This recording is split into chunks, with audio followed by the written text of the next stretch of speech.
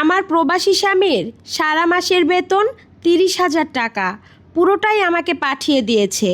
এখান থেকে আমি কারেন্ট বিল দেওয়ার জন্য রাখলাম 1500 টাকা, বাচ্চার স্কুলের বেতন 1000 টাকা, আমার শ্বশুর শাশুড়ির খরচ 6000 টাকা, চাল ডাল পেঁয়াজ রসুন শুকনো বাজার 4000 টাকা, সবজি খরচ 3000 টাকা, আর মাছ মাংস 5000 টাকা, কিস্তি আছে 5000 টাকা, আর বাকি রইল মাত্র 4-5 হাজার টাকা।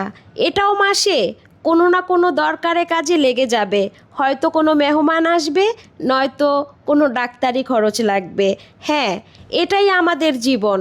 আমার প্রবাসী স্বামীর বেতন খুবই সীমিত, আমরা কি করে জমাবো টাকা?